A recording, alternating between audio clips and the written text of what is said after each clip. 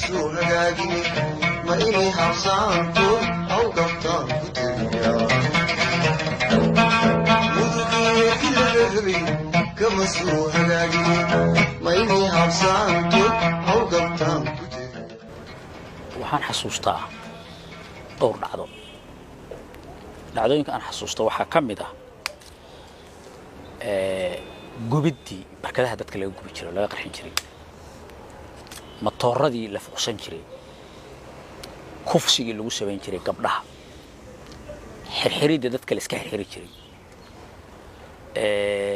oo intaba wax raali laga yahay ay tahay yani cid inkiraysa ayaan jirin dadka Soomaaliyeed oo xilligaas yani dawladda ahaa dad oo waajib qaran gudanaya sideed ay askarigu markuu gabadha kufsanayo maaha askari gabar dhunto meel duur ku soo kufsaday hadda way dhacdaa in mararka qaar kood la sheego askari inay tacadiyaad sameeyaan laakiin tacadiga askarigu sameeyay tacadi koox yar sameeyay way laakiin marka tacadiga la sameeyo guuta dhan oo guurayso meel lagu siiday reer remi lagu siiday oo gabdhihi la kufsanayo oo ilmihi inta booyaan markay booyaan ilmaha gabadh u wadato gabar umulo ilmo wadata la kufsanaya marka qisal la soo arooshay jirto ah ee mahbar oo aamus hooya la kacaan lagu abuuraya adigu mahbar baa tahay oo ilmaha yar uu mahbar yahay oo 2 jirka ah ama hal sano jirka ah oo isaga isku mid yihiin ninka SDF madaxda ka dhacdooyinka aan xasuusto waxa kamid ahaa in luqadda loo isticmaalo oo aan leenahaba ay tahay dib socod kaandiid mahbar waxa jiri jiray niman la sameeyo la oran jiray hangash markii dambe oo dadka maaragtay sida xun u maamula in inta makhaayadaha yimaadaan baad isaga cunaan qof baa loo imanaya makhaayadisa la cunaya ma hadli karo qofku waa iska dareeriyaan lama hadlayo in lacag baada ka qaadanayo keen maxaan ku iraahdaa lacag isi yiraahdaan yani waxyaalihii uu deegaamadan de soo dhaqmay kacaan kuwa garanaysa garoowe iyo gaalka ay inta u dhaxaysa waab lagu ma reebin wadabta dhinacaan marka la aado bal busle motorkii baa laga baxay balanbal waa la gubay barkadaheedii malaas la waa la gubay maxaan ku iraahdaa dhinacaan marka la aado bursaalax 3 magaalo ahayd oo waaweyn oo jira xilligaas waxa la oran jiray Rigoomane aan dhaxay iyo bursaalax 3 hadda mid baa ka shaqeysa labadii kale hadda marka wadada qaado iyadoo waxaad arkaysaa Boorama magaalooyinka jira waxa kamid ah Fooc iyo Cadde la gubay oo xuduudka saara waa la gubay magaalooyinka la gubay waxa kamid ah Dudun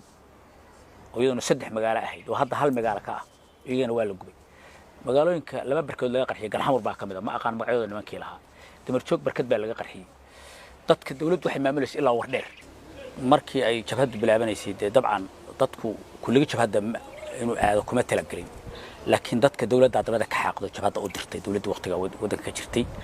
oo waliba lagu jeeyo dadka Soomaali aqligoodii oo dhan inay yihiin dadkaani dad oo qarannimada diidan iyadoo waliba xataa dadka loo tusayo inay ahaayeen dad arkajiri doon ah oo xataa laga dhaadhacshay dawladihii shacbiga ah oo jiri jiray oo rayadka ah inay yihiin dadkaani dad wax gaar ah Soomaalida uga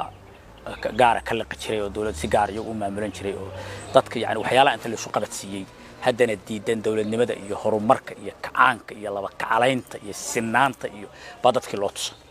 waana luqadihii la akhrin jiray marka aniga waa isaamaysay yaraantaydii anoo yar oo aan yani ilmo yar ah ayaan waxaan ku barbaaray eragaas iyo nacaybka iyo askariga tuutaha leh aniga si gaar ah taargad gareeyay iyo